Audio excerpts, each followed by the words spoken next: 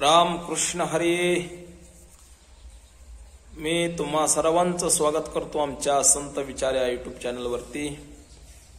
या चॅनलवरती आम्ही भागवत संप्रदायाच्या नियमाप्रमाणे वारकरी संप्रदायाचे जे काही नियमावली आहे त्या नियमावलीमध्ये जे संप्रदायाचं कीर्तन पद्धती असेल, प्रवचन पद्धती असेल, गायनाची पद्धती असेल, वारीमध्ये दिंडीमध्ये चालताना जे काही नियमावली असेल त्या नियमावलींचा आम्ही संप्रदायांच्या मार्गदर्शनाखाली जे काही आमच्या पाहण्यात आलेलं आहे, जे काही ऐकण्यात आलेलं आहे त्याच नियमांचं परिशीलन करून आपल्या समोर ते नियम आम्ही सादर करत असतो, जेणेकरून वारकरी संप्रदायाला कोणीही गालबोट लावू नये किंवा आपल्या वागणेतून आपल्या संप्रदायाला, आपल्या वरिष्ठ ज्येष्ठ श्रेष्ठांना कोणीही नाव ठेवू नये याचा विचार आम्ही करून संप्रदायाची नियमावली आम्ही आमच्या या संत विचार यूट्यूब चॅनलवरती प्रसारित करत असतो.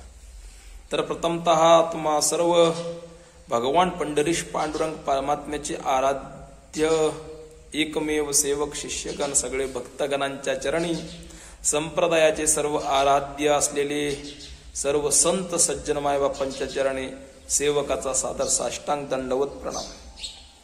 आजचा जो मी हा एक व्हिडिओ बनवत आहे, कळीच्या काळामध्ये ज्याची गरज आहे ते सध्या भेटत नाहीये, ज्याची गरज नाहीये त्याचा अमाप उत्पन्न आपल्याला भेटत आहे. म्हणजे संप्रदायाच्या नियमाचा जर विचार केला तर संप्रदायाचा नियम असा सांगतो की बाबा कथा जर विक्री करत असेल तर ती कथा सुद्धा सफल होत नाही.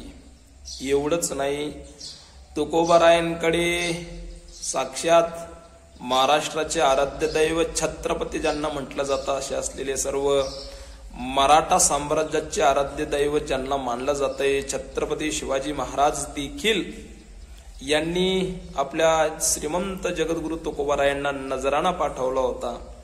महाराज, तुम्ही एवढा नजराणा तुमच्याकडे ठेवा जेणेकरून तुम्हाला तुमच्या घरातील अडी अडचणी दूर होतील, तुम्ही मंदिर मठ वगैरे बांधू शकता. तर महाराजांनी सांगितले, कंठी मिरवा तुळशी आणि व्रत करा एकादशी, म्हणवा हरीचे दास तुका म्हणे मजे आस, बाकी तुमचे एरवित्त धन ते मज मृतिके समान. असं तुकोबारायांनी वर्णन करून आलेला नजराणा माग पाठवला. हे तुकोबारायांची परमार्थिक नजर होती, नजराण्याकडे बघण्याची. संप्रदायाला आघात आपणच पोचवतो आणि संप्रदायामध्ये प्रघात सुद्धा आपणच पाडत असतो. काही अनुषंगाने जर विचार केला, आत्ताच्या काळात संप्रदायाला सगळ्यात जास्त गालबोट का लागतायत, तर मी तुमच्या समोर एक छोटीशी क्लिप ठेवत आहे. बघा, एक महाराज जे आहेत श्रद्धेय आदरणीय संन्यास धर्म ज्यांनी स्वीकारलेला आहे ते सांगतायत, मी स्वतः कोणाचा एकही रुपया घेत नाही आणि मी स्वतः 10 वारकरी संस्था स्थापन केल्यात. त्या संस्था स्थापन केल्यानंतर त्या संस्थेमध्ये आम्ही एकही रुपया आम्ही बाहेरचा कार्यक्रमाचा घेत नाही. कारण तुकोबारायांची शिकवण आहे की बाबा गायत्री मंत्र जरी विकला तरी त्याचं पातक लागतं. केलेल्या कथेचे पैसे घेणे वेगळे, दक्षिणा वेगळी, दान वेगळी, मी मागे एकदा सांगितलंय. पण माझ्या मुखातून ऐकण्यापेक्षा आपल्या संप्रदायातील वरिष्ठ काय सांगतात त्याचा विचार आपण केला पाहिजे. तर मी तुमच्या समोर छोटीशी 2 मिनिटाची क्लिप आहे. ती क्लिप पाहिल्यानंतर तुमच्या मनात जी काही भावना उत्पन्न होईल त्याची प्रतिक्रिया तुम्ही आम्हाला नक्कीच व्हिडिओच्या माध्यमातून किंवा कमेंटच्या माध्यमातून नक्कीच द्याल. आपल्या संप्रदायाबद्दलची जी काय माझ्या मनामध्ये भावना आहे ती भावना मी लहान तोंडी मोठा घास नाही घेऊ शकत. म्हणून वरिष्ठ येथ वडील जे जे करते त्या वडिलांच्या अनुषंगाने तो व्हिडिओ तुमच्यापर्यंत पोचावा म्हणून मी हा व्हिडिओ आपल्या समोर सादर करत आहे. बहुतांश लोक म्हणतील, महाराज तुम्ही खूपच बोलत राहता, व्हिडिओ 2 मिनिटाचा. पण मायबाप एवढंसं बीज लावण्यासाठी ती भूमी नांगरावा लागते, ती भूमी परत तिला वापसा येऊन द्यावा लागतो, परत तिला चर खांदावं लागतात, तिचे वाफे बनावं लागतात, व्यवस्थित रान करावं लागतं, मग त्या ठिकाणी आपल्याला बीजाचं रोपण करावं लागतं. म्हणून मायबाप मी हा 2-3 मिनिटाचा व्हिडिओ कशासाठी, तुमची आस्था संप्रदायाबद्दल निर्माण व्हावी, मग तुम्ही हा व्हिडिओ बघावा. चला तुम्हाला मी लगेच व्हिडिओ दाखवतो. हे अशी सांगण्याची हिंमत आहे कीर्तनकाराची. ओ कीर्तन कशासाठी करतात? लोकांमध्ये भगवंताचं प्रेम वाढावं म्हणून आणि तुमच्याकडून सेवा व्हावी म्हणून. कीर्तन हा व्यवसाय. वारकरी शिक्षण संस्था काढली, व्यवसाय. मृदुंग वाजवायचा तर व्यवसाय, गायचं तर व्यवसाय. प्रत्येक वेळेला तुम्ही काय करणार आहे? पैसे द्या, पैसे द्या, पैसे द्या तरच मी येतोय. आज गावागावामध्ये मृदुंग वादक मिळू शकत नाही, आज गावागावामध्ये गायक मिळू शकत नाही. मग काय करायचं? ही परिस्थिती आलेली आहे. काय करायचं? मी तुम्हाला आवाहन केलेलं आहे. मी स्वतः संकल्प घेतलेला आहे की 10 वारकरी गुरुकुल किंवा वारकरी शिक्षण संस्था झाल्याशिवाय मी मरणार नाही. हा संकल्प मी घेतलेला आहे. आणि त्याच्यामध्ये 5 गुरुकुल मी निर्माण केलेले आहे. मी तुम्हाला विचारतो की तुम्ही फडकरी सगळेजण आहात, वैभववाले लोक आहेत, मठ आहेत, फड आहेत, सगळं होतं. मग तुम्ही 100 मुलांना ठेवू शकत नाही का? आज ज्या समस्या निर्माण झालेल्या आहे त्याचा कारण हेच आहे की आम्ही सगळे इतरांबरोबर पैसेवाले झालो आहे, व्यावसायिक झालेलो आहे. पैसे घेणं, प्रत्येक गोष्टीसाठी पैसे मोजणं आणि पैसे घेणं हे आपलं जीवन झालेलं आहे. तुम्ही फडकऱ्यांनी तुमच्या पायावर मी डोकं ठेवून सांगतोय की संकल्प घ्या. स्वामीजी सारखा फाटका माणूस, ज्याच्या खिशाला, ज्याच्या कपड्याला खिसे सुद्धा नाही, तो माणूस जर 10 गुरुकुलाचा, वारकरी शिक्षण संस्थेचा, ज्याचा त्याच्याशी संप्रदायाशी काही संबंध नाही, हे करू शकतो, तर आपण संप्रदायाचे अभिमानी आहोत. आपण प्रत्येक जण 100 गरीब मुलांना, त्या व्यसनी बापाच्या मुलांना या ठिकाणी संस्कार करून हे तुम्ही करू शकत नाहीत का? केलं पाहिजे. संकल्प घ्या.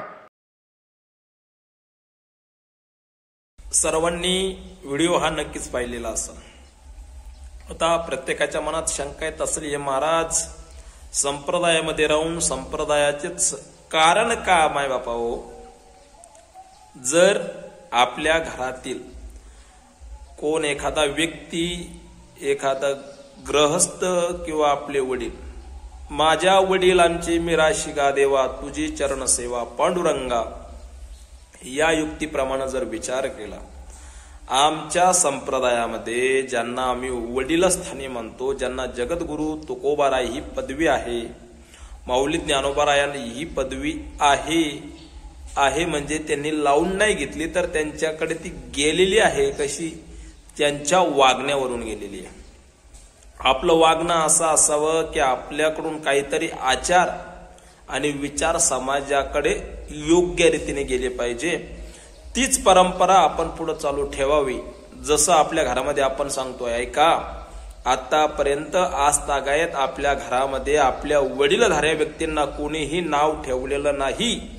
आणि तुम्हीही असं वागू नका की तुमच्या वागण्यानं आतापर्यंत त्यांनी जी काही व्यवस्थित परंपरा चालली तिला कुठेही मुडीस जाऊ नये, असं आपण आपल्या सांसारिक जीवनामध्ये आपल्या मुलांना सांगतो. तसं मी एक वारकरी संप्रदायाचा छोटासा सेवक आहे, तर त्या सेवकाचा एक कर्तव्य म्हणून मी या ठिकाणी आपलं संप्रदायाबद्दलची नियमावली आपल्याला सांगण्याचा प्रयत्न करत असतो. कारण आपल्या संप्रदायामध्ये नवीन येणाऱ्या व्यक्तीला आपण आपल्या संप्रदायाची माहिती देणं गरजेचं आहे. घरामध्ये, व्यवहारामध्ये, धंद्यामध्ये ज्यावेळेस आपण आपला मुलगा उतरवतो त्यावेळेस त्या धंद्याची माहिती त्याला द्यावा लागते. कुठल्याही व्यक्तीला क्षेत्रामध्ये उतरत असताना त्या क्षेत्राची पूर्ण खालोखाली माहिती देणं आपल्या वडीलधाऱ्या व्यक्तींचं असतं, किंवा ज्याला त्या क्षेत्राचं ज्ञान असताना त्या क्षेत्राच्या ज्ञानाने नवीन येणाऱ्या त्या क्षेत्रामध्ये प्रवेश करणाऱ्या जो कोणी असेल त्याला आपल्या क्षेत्राची नियमावली सांगणं गरजेचं असतं. म्हणून मी हा व्हिडिओ बनवलेला आहे. माझा कुठल्याही कोणत्याही व्यक्तीचा मनाला दुखवण्याचा हा भाव नाही. फक्त संप्रदायाचे नियम आपल्यापर्यंत पोहोचावे आणि संप्रदायाची सेवा ही आपल्याकडून न चुकता अविरतपणे परंपरेने आपल्याकडून चालू असावी म्हणून मी हा व्हिडिओ आपल्याला प्रदर्शित केलेला आहे. जर व्हिडिओ आवडला तर चॅनलला सबस्क्राईब करा, लाईक करा, शेअर करा, बेल आयकॉन दाबून नोटिफिकेशनला चालू करून ठेवा. कारण येणारे पुढचे जे व्हिडिओ आहे संप्रदायाचे माहितीचे मी पुढच्या व्हिडिओमध्ये तुम्हाला सांगणार आहे. या भूमीला कोणत्या माणसाचा भार होतो याचा व्हिडिओ मी आपल्याला या ठिकाणी प्रदर्शित करणार आहे. कीर्तनकारांचा भूमीला भार होतो हा व्हिडिओ आहे. म्हणून पुढचा व्हिडिओ पाहण्यासाठी सबस्क्राईब करून ठेवा. कसं याचंही प्रमाण सहित मी आपल्याला दाखवणार आहे. चला पुढच्या व्हिडिओमध्ये भेटूया. आजच्या व्हिडिओला पूर्णविराम. रामकृष्ण हरी, रामकृष्ण हरी, रामकृष्ण हरी.